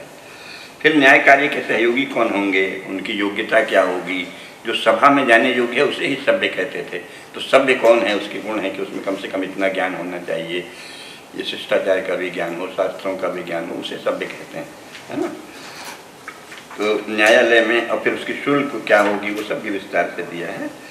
और उसके जो मुख्य बात है कि संपत्ति संबंधी परंपरागत नियम क्या है, तो कहीं भी ये नहीं लिखा है कि राजा किसी की संपत्ति छीन सकता है, असंभव, महापाप। तो संपत्ति की बहुत विस्तार से नियम है। पैतृक संपत्ति जो है, जिसे वसीयत कहते हैं, और खरीदना, क्रय और विभाजन यानी बंटवारा और विनियोग, इन सब के अलग अलग प्रकार दिए हैं संपत्ति के। संपत्ति के विषय में थोड़ा सा बता दें, क्योंकि आगे विषय नहीं है। संपत्ति की जो वर्तमान व्यवस्था है, हमारे लोग ज़्यादातर उसे जानते नहीं हैं। इस समय हम संपत्ति के नाम से जिस शासन में रह रहे हैं, जैसी व्यवस्था, वो तो बहुत ही हास्यास्पद है। आपको जो नोट मिलते हैं उसमें क्या लिखा है, आई, जो भी गवर्नर होता है आरबीआई का, आई प्रॉमिस टू पे, यानी एक टोकन कागज का टुकड़ा, और कल को राज्य उससे मुकर जाए। आखिर नोटबंदी में क्या हुआ, यू हैव प्रॉमिस टू पे, तो वचन भंग है ना, इसको इस तरह नहीं करना चाहिए था। वैसे सब तो ये है, तभी हुआ अच्छा देश के लिए, वो छोड़िए, लेकिन कायदे से वो अन्याय है। शासक के रूप में यू हैव प्रॉमिस टू पे सच एंड सच, आप पे भरोसा कैसे रहेगा। लेकिन ठीक है, क्योंकि वर्तमान राज्य का तो इरादा ही है कि जनता को भरोसा नहीं रहे, डरी रहे, घबराहट में रहे, पता नहीं कब क्या हो जाए। परंपरागत तो ये असंभव था। एक दूसरे, ये नोट क्या चीज़ है, ये प्रॉमिसरी नोट टाइप ही है ना, आप एक कागज का टुकड़ा देते हैं, वो कैसे संपत्ति हो गई। तो उसके पीछे सिद्धांत ये है कि राज्य में आपका विश्वास अविचल रहे, और राज्य का प्रजा में बिल्कुल विश्वास नहीं रहे। ये क्या बात हुई, है ना। नोट जो है उससे ज़्यादा नकली क्या चीज़ होगी। आई प्रॉमिस टू पे ₹1000, ₹10,000, क्या मतलब है इसका, किस संपत्ति का द्योतक है वो, कब राज्य इसको बना कर दे, क्या तमाशा हो रहा है। अब तो ये हाल है कि आपके पास कितना सोना है वो भी आप बताइए। ये सब भारतीय शास्त्रों के अनुसार पाप है। हमारी संपत्ति राज्य को क्यों जानना चाहिए। नियम ये था कि अगर राज्य को लगे कि टैक्स और चाहिए, उसमें कौटिल्य का शब्द है, तो वो प्रणय करे। वहाँ प्रणय का तो वो नर नारी प्रेम नहीं है, उसमें साफ लिखा है टैक्स कराधान की अधिक आवश्यकता होने पर राजा को प्रजा से प्रणय करना चाहिए। प्रणय का अर्थ है प्रेम से जाके कहे या संदेश भेजे कि इस बार सूखा पड़ गया है, बाढ़ हो गया है, लोग कष्ट में हैं, राजकोष से थोड़ा अधिक धन चाहिए, तो राजा प्रणय निवेदन करे, है ना, कि हमको थोड़ा ज़्यादा टैक्स दे दीजिए। तो प्रजा का कर्तव्य है कि राजा के प्रणय का समुत्तर दे, यानी वो उस साल अधिक टैक्स दे। उसकी भी मात्रा तय है, अगर इतना इतना नुकसान है तो इतना दे, कहीं 1.5 गुना दे, 2 गुना दे। तो राजकोष में अगर आपके पास जो कार्य हैं उसमें नए कार्य आ गए हैं तो आप प्रणय निवेदन कर सकते हैं। ये नहीं ये ऑर्डर जारी कर दिया, ऑर्डर भी कौन जारी करता है, तो फिर एक अलग दुनिया है ना। ज़्यादातर ऑर्डर कौन जारी करता है भारत में? Under secretary on behalf of president. प्रधानमंत्री का तो कहीं उल्लेख ही नहीं है। अंडर सेक्रेटरी कौन होता है? सामान्यतः साधारण बाबू धीरे से प्रमोट होकर अंडर सेक्रेटरी बनता है। ऐसा बना रखा है, अंडर सेक्रेटरी ने कुछ लिख दिया, गलती हो तो वो जिम्मेदार है एक बाबू, एक मामूली कर्मचारी, उसके ऊपर डिप्टी सेक्रेटरी है, उसके ऊपर एडिशनल ज्वाइंट सेक्रेटरी है, उसके ऊपर एडिशनल सेक्रेटरी है, सबसे ऊपर सेक्रेटरी साहब हैं। आप वहाँ तक जा ही नहीं सकते। जो मुख्य अपराधी है आपके उस तक पहुँच ही नहीं है कानूनन। अंडर सेक्रेटरी ने ऑन बिहाफ ऑफ प्रेसिडेंट जारी किया है। क्या व्यवस्था चल रही है? यानी जो राजकीय अफसर और कर्मचारी हैं वो पूरी तरह बचे हुए हैं। पर उनकी नीति से आपका भयंकर नुकसान हुआ, कोई बात नहीं, बहुत बहुत दुख व्यक्त कर देंगे। ये परंपरागत उसमें नहीं था, राजा को क्षतिपूर्ति करनी पड़ेगी। ये थोड़ी हमने फलानी नीति की, क्या करें, वो गलती हो गई।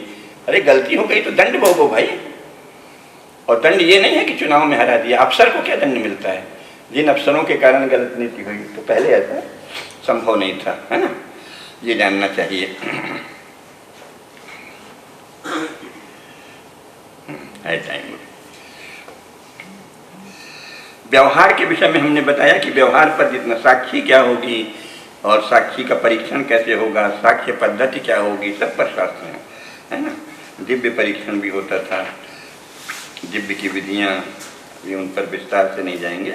फिर कैसे निर्णय लें, निर्णय की विधि क्या है, फिर उस पर पुनर्विचार हो सकता है नहीं। सारी चीज़ें तो हमारे धर्मशास्त्रों में बहुत प्राचीन काल से लिखी हुई हैं, जो आजकल इसमें से कुछ चीज़ें ले ली गई हैं ना, प्रयुक्त दायर कर सकते हैं, है ना, पुनर्विचार के लिए, सब यहीं से लिया है। उनके पास कोई प्राचीन पुस्तक नहीं है। तो मुख्य बात यह है कि जो संपत्ति है, संपत्ति का सबसे मूल प्रकार है रिक्त, यानी पैतृक। तो पैतृक संपत्ति को कोई नहीं ले सकता। राज्य को तो कोई अधिकार ही नहीं है पैतृक संपत्ति के विषय में। आपके पास जो संपत्ति है उसमें आपकी संतान उत्तराधिकारी है, उसके नियम बने हैं। संतान को कितना मिलेगा, क्योंकि 13 प्रकार की तो संतान होती हैं, है ना। वो सब एक ऐसी दुनिया है कि आप पढ़ेंगे तो चकित रह जाएंगे। आपने किसी रक्षिता से संतान कर दी, उसके भी, क्योंकि नियम ये था कि आपने जिसको प्रणय भाव से हाथ पकड़ लिया वो आपकी पत्नी है, आप कहें या नहीं। और जब ऐसे नियम थे तो कम भ्रष्टाचार, यानी व्यभिचार बहुत कम होगा, क्योंकि आपने पकड़ तो लिया हाथ, अब वो विधिपूर्वक पत्नी है।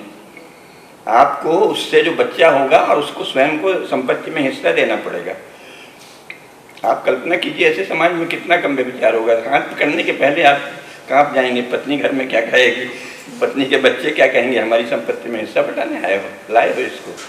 जीना मुहाल हो जाएगा, घर के लोग कितना हल्ला करेंगे। 13 प्रकार की संतानें हैं, जिसमें चोरी का विवाह से संतान हुई, उसकी भी संपत्ति है। रक्षिता से, यानी किसी रखेल से, किसी नौकरानी से आपने बच्चा कर लिया, उसको भी संपत्ति देनी पड़ेगी। मुख्य पत्नी को तो देनी ही पड़ेगी, उसका तो बड़ा अधिकार है, उसके पुत्रों को देना पड़ेगा। तो एक ऐसी व्यवस्था है जिसमें अपने आप संयम रहता है जीवन में। ये नहीं कि किसी से अभी तो लव देनी पड़ेगी, खेल थोड़ी है। अब हमारी तो सुप्रीम कोर्ट ने भी कह दिया कि वो लिव इन रह सकते हैं। अच्छा, लिव इन से सबसे ज़्यादा हानि किसकी है? स्त्री की। लेकिन अभी जो यूरोप से प्रभावित स्त्रियां हैं वो उसमें मगन हो रही हैं। अरे वो लिव इन तो रह गई, वो प्रॉपर्टी राइट तो उसको मिले ही नहीं। आप 6 महीने या साल भर लिव इन में रह लिए, फिर बाय बाय टाटा। तो पुरुष की संपत्ति जहाँ की तहाँ है, उसको क्या मिला जो साथ में रही?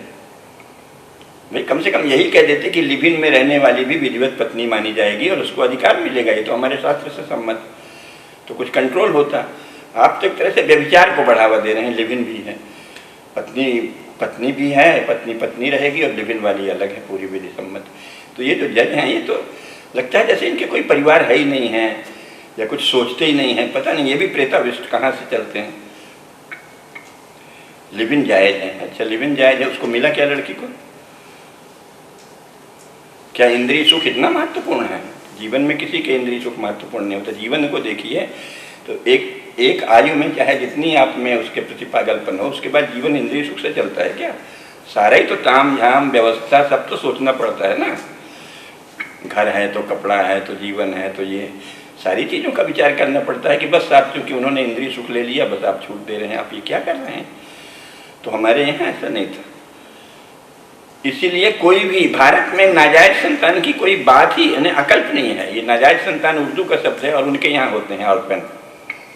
पोप जब चलता था, आप लोगों को पता हो शायद या नहीं भी पता हो, हर वर्ष अभी अभी बंद हुआ है 15 साल से, अभी 2000 के शुरू तक 2000 तक तो था ही 22 साल से पोप का जुलूस निकलता है साल भर में, तो उसके आगे अनाथ बच्चे नंगे चलते हैं, ये दिखाने के लिए कि पोप इज द फादर, ये दे आर ऑर्फन्स। और वो सारे अनाथ कहाँ से हैं?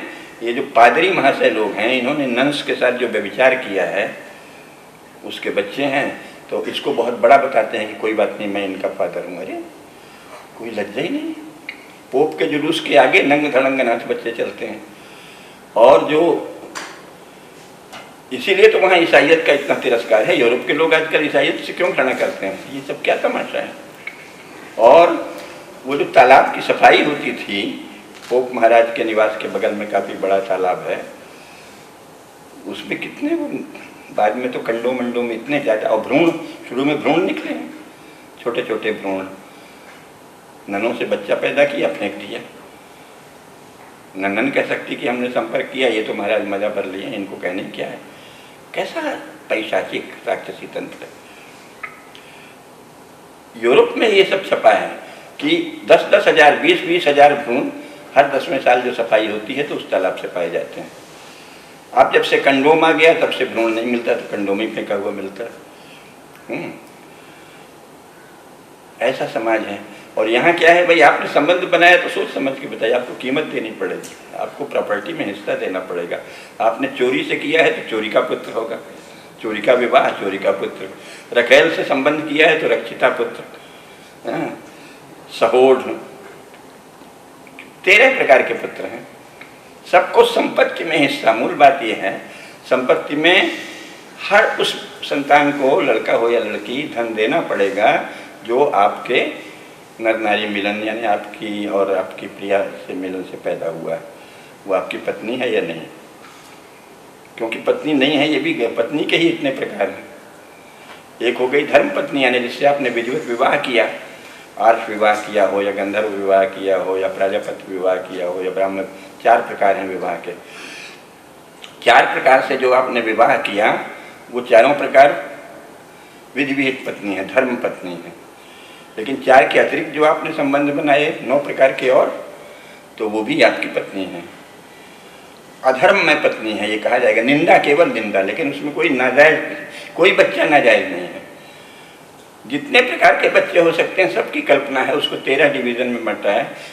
नाजायज तो कोई हो ही नहीं सकता। अरे भाई, पुरुष और स्त्री विधिवत मिले हैं, नाजायज कोई आकाश से टपका है क्या? तो कोई बच्चा नाजायज नहीं है, सब जायज है, सबका संपत्ति में हक है। नाजायज कैसे कोई हो सकता है? जब मिले थे तो ठीक से मिले थे ना, कोई जादू मंत्र से थोड़ी मिले थे, तो आप नाजायज कैसे हो सकता है? तो कोई भी बच्चा नाजायज नहीं होता हिंदू धर्मशास्त्र के अनुसार। उसकी श्रेणी तय होती है, ये विधिवत धर्म पत्नी से हुआ है कि दासी से हुआ है कि रक्षिता से हुआ है कि चोरी से हुआ है, चोरी का विवाह से, उसकी श्रेणियाँ हैं। उसके हिसाब से तुम चोरी से मिले थे तो जो चोरी से मिली उसको भी सजा है कि पूरी संपत्ति नहीं मिलेगी, और उसके बेटे को भी थोड़ी कम संपत्ति मिलेगी, पर मिलेगी क्योंकि आप उससे मिले। तो इन सब का संपत्ति विभाजन है। संपत्ति विभाजन परंपरागत होता है। परंपरागत में ही ये व्यवस्था है कि पुत्रों को ये मिलेगा, पुत्रियों को ये मिलेगा, और इतने प्रकार के पुत्रों में से किसको कितना अंश मिलेगा, बड़े विस्तार से है 13 प्रकार का। मुख्य पुत्रों को, मुख्य पुत्रियों को मुख्य हिस्सा, उसके बाद क्रम से संपत्ति विभाजन। और दूसरे क्रय से होता है, आपने कोई चीज़ खरीद ली, उसके बारे में भी विस्तार से है। आपने परंपरागत धन से खरीदी या अपनी कमाई से खरीदी। अगर परंपरागत धन से खरीदी यानी जो घर का पैसा है उससे खरीदी तो उस पर पूरे कुटुंब का स्वामित्व है। अगर आपने अपनी कमाई से खरीदी तो फिर उसमें आपका स्वामित्व है।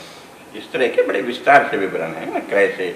इसी प्रकार आपने राजा के यहाँ बड़ी वीरता दिखाई, बहुत वीरता दिखाई, तो उसमें राजा खुश हो गया तो वो आपकी निजी मानी जाती थी संपत्ति, उसका आप चाहे जैसे उपयोग कर सकते हैं। पंडित जी ने बहुत अच्छी पूजा कराई, किसी ने प्रसन्न होकर दान दे दिया तो वो उनकी निजी संपत्ति है, उसमें पंडित जी के परिवार का वो चाहें तो योग है, नहीं तो कोई योग नहीं है। लेकिन बाकी जो संपत्ति है वो आप अपने मन से नहीं खर्च कर सकते। जो पारिवारिक संपत्ति है वो परिवार की सम्मति के बिना खर्च नहीं कर सकते। पत्नी, बच्चे, बुजुर्ग सबसे सलाह लेना पड़ेगा। ये नहीं कि है हम मालिक हैं, हमारा ओनरशिप लिखा है खेत में तो हम बेच देंगे, आप नहीं बेच सकते।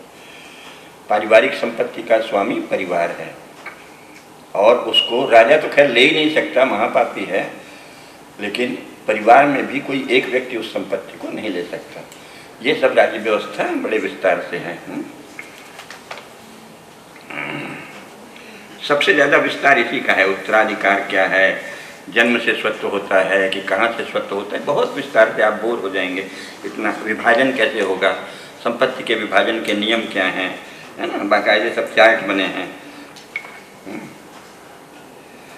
ठीक है ना।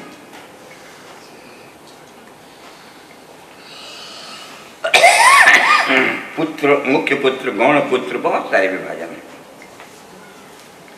कुंड है, गोलक है ना, कई प्रकार के पुत्र हैं, सबकी संपत्ति के नियम बने हैं। फिर दत्तक पुत्र है, दत्तक पुत्र को कितनी संपत्ति दे सकते हो, ये सब है। तो संपत्ति परंपरा से पैतृक होती है मुख्य संपत्ति, और वो संपत्ति पूरे परिवार की होती है। आप अपने मन से उसका कोई अंश नहीं खर्च कर सकते। लेकिन राजा ने आपको इनाम दिया है या किसी जजमान ने पंडित जी को दान दिया है, वो उनकी निजी संपत्ति मान ली जाती है, उसका थोड़ा यथेच्छ उपयोग कर सकते हैं। वीरता के कारण, किसी और पराक्रम के कारण, किसी विशेष गुण के कारण अगर आपको संपत्ति मिली है तो आप उसका खर्च कर सकते हैं, लेकिन उसके भी नियम हैं। उसमें से कितना दान देना आवश्यक है, लेकिन उसमें राजा का कोई भाग नहीं है। यहाँ तो पहले तो लॉटरी भी चला देंगे, लॉटरी में भी राजा का भाग है भाई, तो वो सब बिल्कुल अलग दुनिया है। और जो परंपरागत राज्य व्यवस्था है वो बिल्कुल अलग है। कितने बजे अपन ने शुरू किया है? 11:30। अच्छा, तो कब? 11:15 तो कब तक करना है? 1 बजे तक है। ठीक है, तो ठीक है। तो वर्तमान व्यवस्था पे अब आते हैं। तो संपत्ति की जो परंपरागत व्यवस्था है ये समाज की परंपरागत धारणा पर केंद्रित है सारी है। तो वो तो अभी कहीं दृश्य में नहीं है, और अभी कोई भी पार्टी, कोई भी शासन उसको लाने वाली नहीं है, इतना तो जान लिया। लेकिन वो कभी नहीं आएगी ये भी नहीं मानना चाहिए। आखिर ये भारतवर्ष है, कभी न कभी आ सकती है। पहले उसकी जानकारी फैलेगी, ज्ञान फैलेगा, दबाव बनेगा, तो वो बहुत ही सुंदर व्यवस्था है। लेकिन उससे अब वर्तमान व्यवस्था के क्या नियम है ये जानना चाहिए। परंपरागत व्यवस्था किस आधार पर बनी है कि सब में चिदंश है, सबके भीतर एक ही परम सत्ता का निवास है, इसलिए हर व्यक्ति का अपना महत्व है। सिर्फ उसके कुल की स्थिति क्या है, मतलब जो भी सोशल स्टेटस है उसके अनुसार उसकी कुछ सीमाएं हो जाती हैं, लेकिन वैसे हर एक व्यक्ति का पूरा अधिकार है। और राजा कोई व्यक्तियों का स्वामी नहीं है, वो केवल व्यवस्था के लिए नियुक्त एक व्यक्ति है। इसलिए अभिषेक होता है, राज्याभिषेक सबसे महत्वपूर्ण कार्य है। और राज्याभिषेक में आवश्यक होता है कि जितने भी गांव उस राज्य के हैं उनके सबके मुखिया आएंगे, और हर वर्णों के प्रतिनिधि आएंगे, हर आश्रम के प्रतिनिधि आएंगे, सब आते थे, जिससे कि राजा से उनका परिचय हो जाता है। और देते क्या थे? देने में ये नहीं था कि वो कोई बड़ी बड़ी सौगात ला के देंगे। कई बार तो ऐसा भी है कि कोई कुछ नहीं लाया, पान का एक बीड़ा दे दिया, उससे भी राजा खुश होता, भाई आप आ गए, है ना।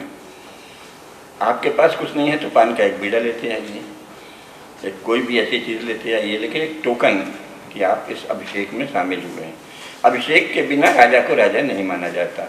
और राज्याभिषेक के समय प्रजा के प्रत्येक वर्ग की प्रत्येक गांव के ग्रामीणी की यानी ग्राम के मुखिया की सबकी उपस्थिति आवश्यक है।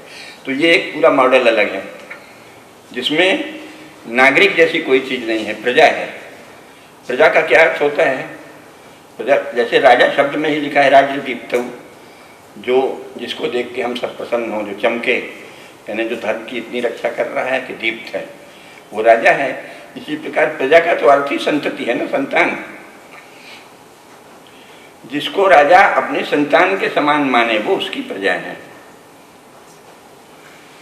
सबसे पहले प्रजा तो बेटे बेटियों को कहते हैं, या इनकी इतनी प्रजा है, 4 बेटा है 2 बेटियां हैं, जो भी है वो उसकी प्रजा है।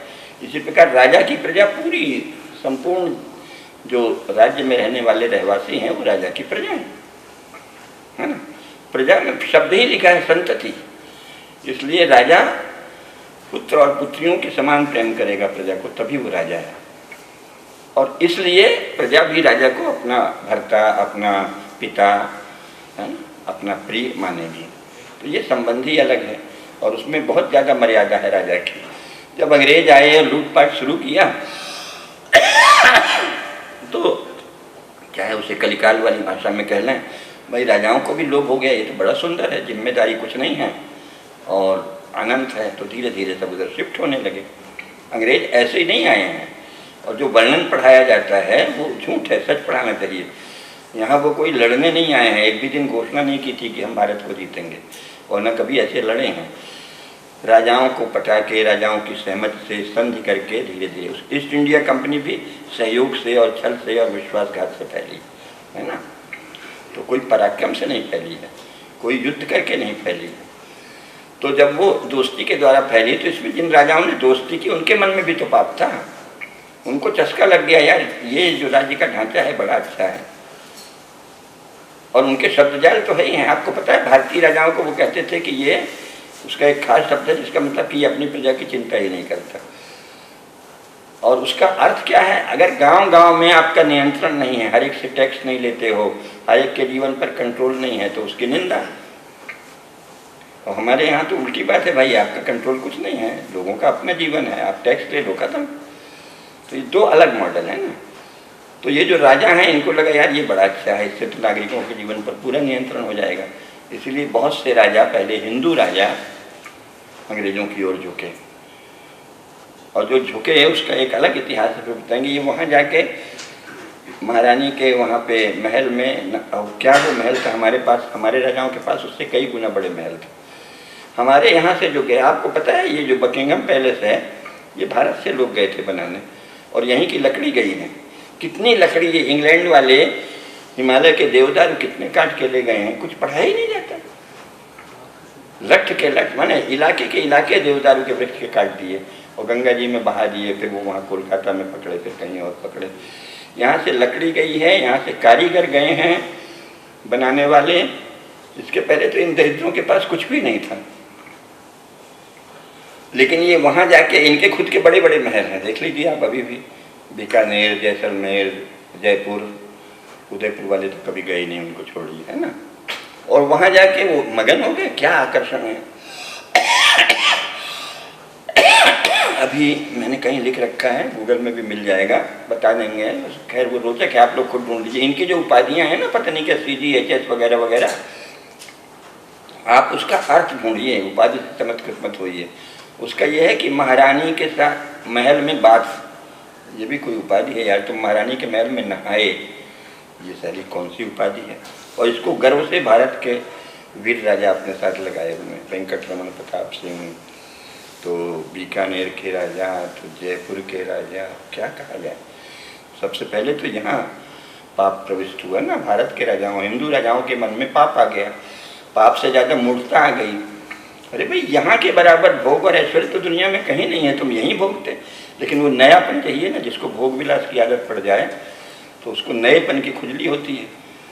वो दरिद्र किस्म की महारानी, उसके महल में जाके नहाते हो, कैसे नहाए उसकी पूरी विधि है, वो भी आप पढ़ते पढ़ते लोटपोट हो जाएंगे, क्योंकि वहाँ तो पानी था ही नहीं, नहाना आता ही नहीं था। तो पहले ऐसे गर्म पानी में नहाएंगे, फिर कंबल लपेट, हंसी। यहाँ इतना शानदार स्नानागार, फव्वारे, जलाशय कब से हैं। क्या राजाओं की मत मरेगी वो बाथ में, और बाथ की उपाधियाँ लगा रखे हैं शान से। आप गूगल में देख लीजिए, महाराजाओं के साथ जितनी उपाधियाँ होंगी, इस समय मुझे याद नहीं आ रहा, पहले मैं कई भाषणों में बता चुका हूँ, वो अभी उसके पास है मोबाइल। किसी राजा का करिए, मान सिंह, वेंकट रमन प्रताप सिंह, सिंधिया, सबके वही लगी होगी, CGHSI वगैरह, KFI, ऐसा वो सब बात। महारानी के यहाँ नहाने कर लीजिए साहब, अरे दरिद्र, तुम भारत के राजा हो।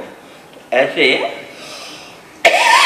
जो कुछ हुआ है क्रमशः हुआ है, ये जान लीजिए। ये जानना इसलिए जरूरी है कि यहाँ इस तरह की ग्लानि की कोई बात नहीं है कि अरे हम तो बड़े महान थे और वीर थे और हार गए। जी नहीं, सब क्रमशः है, ग्रेजुअल।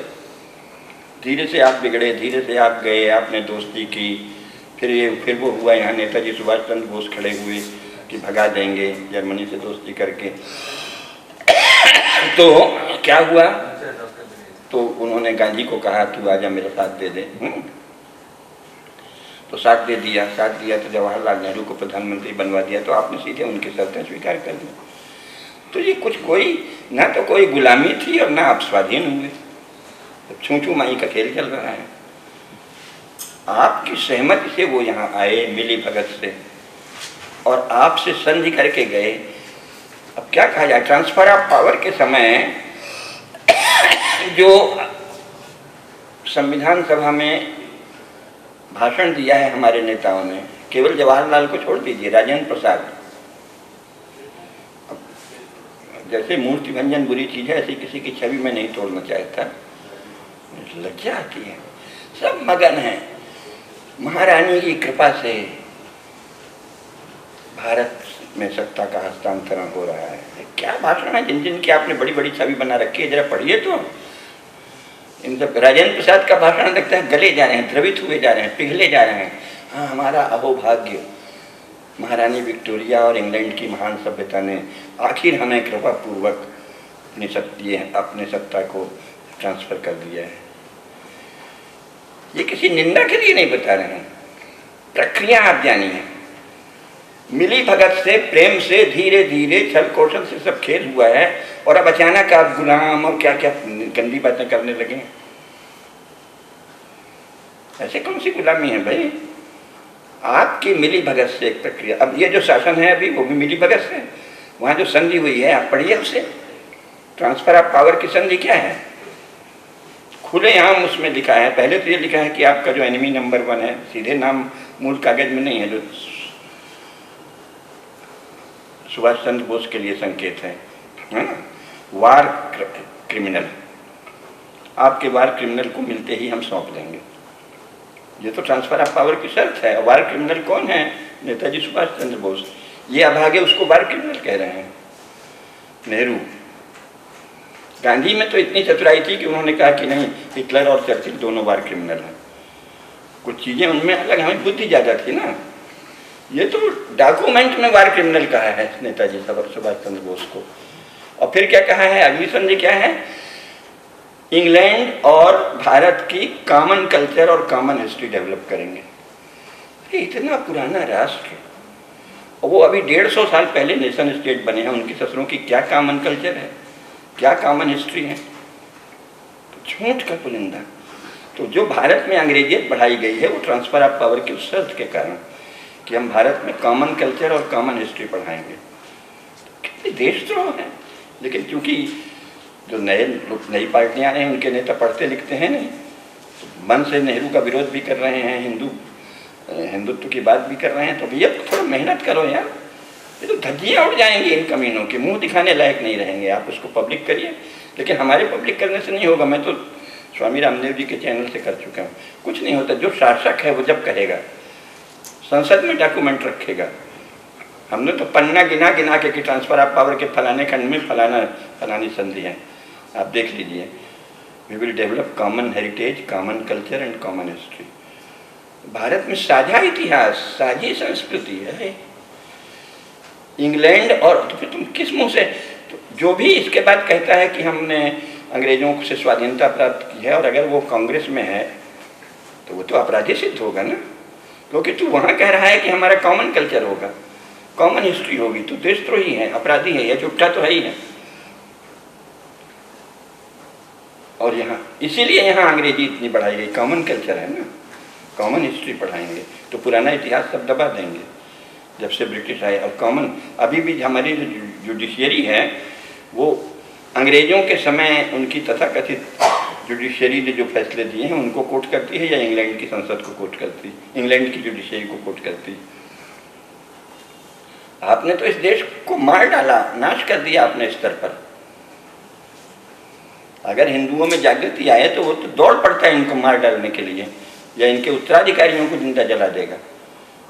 वीरों का देश है, लेकिन सच सामने आता नहीं। इतनी हिम्मत कैसे हुई ये कहने की कॉमन कल्चर होगा, कॉमन हेरिटेज होगा, और उनसे ऐसा समझौता। और सुभाष को वार क्रिमिनल, नेताजी सुभाष को, ये जो अंग्रेजी बढ़ाई गई है ये उस ट्रांसफर ऑफ पावर की संधि के कारण, और जो ज्यों का त्यों एंग्लो सेक्शन लॉ लागू किया गया है उस संधि के कारण।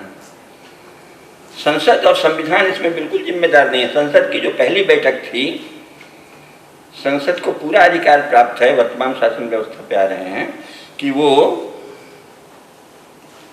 चाहते तो एक विधि आयोग बना देते कि भारतीय आधारों पर विधि और न्याय व्यवस्था पर विचार करने के लिए एतद द्वारा एक विधि आयोग गठित किया जाता है। कोई बाधा नहीं है इसमें, कौन आ रहा है। लेकिन संसद की पहली ही बैठक में पहला प्रस्ताव आया है कि we hereby validate Anglo Saxon law. अंग्रेजों ने जो कानून अब तक बनाए थे और चल रहे थे, संसद एतद द्वारा उनको वैलिडेट करती है, यानी प्रमाणीकृत करती है या पुष्ट करती है। इसलिए वो भारत में जारी रहेंगे। ये नहीं कि अंग्रेज बना गए थे, गुलामी भी नहीं है।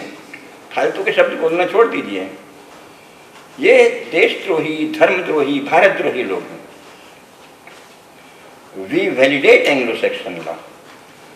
और जब ये कहते ही हो तो तुम किस मुंह से एक भी मिनट कह सकते हो कि हमने अंग्रेजों से लड़ाई लड़ी? कौन सी लड़ाई लड़ी है भागो?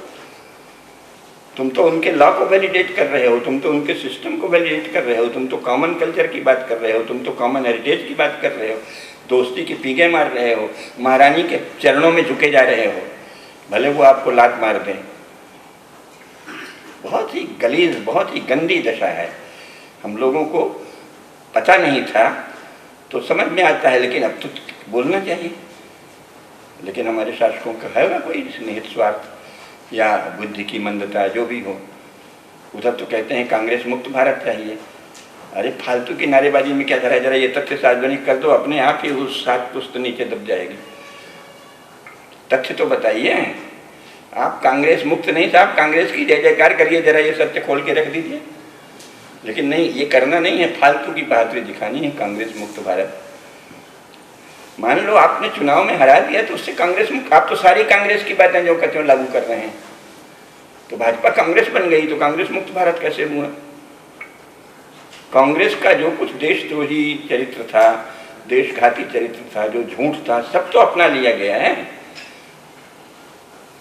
और तो और अब मुसलमानों के विषय में भी वही नीति अपना ली गई है। तो इसको समझना चाहिए, ये बुद्धि के काम है। बुद्धि के द्वारा ही इनके विषय में जागरूकता फैलाई जाती है, दबाव फैलाया जाता है। अब अंतिम 3 मिनट ये बताते हैं कि वर्तमान राज्य, ये हमारे लोग जानते नहीं हैं, पढ़ना चाहिए। ये जो मॉडर्न स्टेट है, जो चर्च का अपेंडेज है, इसमें मूल धारणा ये है कि चर्च जो है वो गॉड का जो इकलौता बेटा है, जीसस, जोशुआ मसीह, उसकी दुल्हन है। और गॉड से कोई करार हुआ था जीसस का कि जो कुछ भी धरती में रेंग रहा है, चल रहा है या दौड़ रहा है, आकाश में उड़ रहा है, हवा में तैर रहा है, उस सब का तुम भोग करोगे। तो इसलिए चर्च को, और बाद में जब चर्च और राज्य में लड़ाई हुई तो थ्योरी ऑफ 2 स्वॉर्ड्स आया, 2 तलवारों का सिद्धांत। तो चर्च और राज्य को इस संपूर्ण सृष्टि के भोग का अधिकार है। ठीक है, इस सिद्धांत पे ये राज्य बना है। इसीलिए जो शासक है वो पूरे राष्ट्र का स्वामी है, और हमारे लोग इसमें खुश हो रहे हैं। भारत का प्रधानमंत्री और भारत का राष्ट्र, एक तो राष्ट्रपति जैसा गंदा शब्द, कहे के राष्ट्रपति भाई, कुछ प्रेसिडेंट ही कह देते। दुनिया भर के आपने अंग्रेजी शब्द चला रखे हैं, प्रेसिडेंट ऑफ इंडिया कहो। खैर, तो भारत के प्रधानमंत्री और भारत के प्रेसिडेंट भारत के संपूर्ण संसाधनों के मालिक हैं। ले, तूने तो नाश कर दिया इस देश का। इसी के विरुद्ध तो हम लड़े थे अंग्रेजों से। भारतीय संसाधनों का, नेशनल रिसोर्सेज का स्वामी स्टेट कैसे हो सकता है? कहाँ से मिला उसको ये अधिकार? गॉड ने ठप्पा लगा के भेजा था क्या, या कहीं आकाश में चमक रहा है क्या कि जो भी भारत का शासक होगा वो भारत के सारे रिसोर्सेज का स्वामी होगा? किस आधार पे? लेकिन अगर आप नहीं उठाएंगे ये प्रश्न तो धीरे धीरे नष्ट हो जाएगा हिंदू समाज, हिंदू सभ्यता, हिंदू संस्कृति। आप सोचते रहिए कि सब सनातन है, अमर है। अरे भैया, इनका सभ्यता भी सनातन ही थी, मैं सभ्यता भी सनातन ही थी, अशांति सभ्यता भी सनातन ही थी, सिवाय मिशनरियों के और कौन से प्रमाण? किस आधार पर आप कानून बना रहे हैं? किस आधार पर आप स्त्रियों की रक्षा के नाम पे ऐसे कानून बना रहे हैं जिसमें भली स्त्रियां तो चुप रहेंगी और दुष्ट और चरित्रहीन स्त्रियां पैसा लेके झूठा बयान देके अच्छे लोगों को जेल में डलवा देंगी? कहाँ से ये कानून बने? तुम मनुष्य हो या क्या हो? ये सब प्रश्न तो उठाने पड़ेंगे आगे पीछे, है ना? क्या चल रहा है ये? क्या प्रमाण है कि इस देश के लोग भारत के विषय में सोचते हैं जो अभी शासक हैं? कुछ भी कानून बन रहे हैं और जिसको तुरंत नष्ट कर देना चाहिए। तुम्हारे बल नहीं है, हिंदुओं को कह दो। हम कहते हैं तुम थोड़े दिन गांधी जी से बेहतर थे। उन्होंने क्या कहा बाइबल से? Let there be blood bath, कृपा करके जाओ, लिखित है let there be blood bath, होने दो रक्तपात, जाओ। आपके दम नहीं है तो आप ये कह सकते हैं कि भाई हम सभी मजहबों, चलो तुम उसको भी मजहब या धर्म भी कहते हो, सबको मानते हैं, इसलिए हिंदुओं को भी अपने धर्मशास्त्र के अनुसार चलने का अधिकार है, बस इतना ही कर लो, चलो हम देख लेंगे। आज भी हिंदुओं में बहुत वीर युवक युवतियां हैं। आप ये केवल एक आदेश जारी कर दीजिए कि हिंदुओं को भी अपने धर्मशास्त्र के अनुसार चलने का अधिकार है, हम दौड़ पड़ेंगे, जहाँ ये मिलेगा उसको मार देंगे, क्योंकि आत्ताई है ना। आत्ताइनम आयांतम हन्यादेव अविचारयन, आतताई को हम बिना विचारे मारेंगे, हमको धर्मशास्त्र का अधिकार है। और नहीं तो बंद करो, कोई एक कानून बनाओ। कुरान कहाँ से? साले सुप्रीम कोर्ट के जज भी कुरान कंसल्ट करते हैं, हलाल क्या हलाला होगा, 3 तलाक होगा। अरे तुम एंग्लो सेक्शन ला के विशेषज्ञ हो, कुरान कहाँ से आ गया? और अगर कुरान आ गया तो मनुस्मृति और धर्मशास्त्र क्यों नहीं आएगा? ये क्या क्या मजाक चल रहा है? हिंदुओं के हिंदू धर्मशास्त्र में आप बड़े ज्ञानी हो गए, 2 अक्षर पढ़े नहीं हैं, और मुसलमानों के लिए कुरान शरीफ तय करते हो। क्या चल रहा है इतना तमाशा? तो जिसको बुद्धि है उसका ये कर्तव्य होता है। और नहीं तो इतना तो कर ही सकते हैं, शूर्पणखा ने कहा था, करछिपान सोबस दिन राती, सुधी नहीं तो सिर पर आ राती, तो ही दियत 10 कंधर मोर की असगति होए। भाई भाई है, प्रतापी है, तो ये बोली ना, अरे 10 कंधर तेरे रहते मेरी ये गति होती है। हम ये तो कह ही सकते हैं, तो ही दियत रे मोदी हिंदू की असगति हो। ये क्या हो रहा है? ये मत गिनाओ कि उन्होंने क्या किया, वो तो हमारे शत्रु थे और तुम खुद बताते थे कि वो शत्रु हैं हिंदुत्व के और भारतीयता के। तुमको तो हमने हिंदू समझ के शासन दिया है, तुमको तो हमने अपना मान के दिया है। तुमसे हम कहेंगे तो ही दियत रे मोदी हिंदू की असगति हो, तो ही दियत रे अमित शाह हिंदू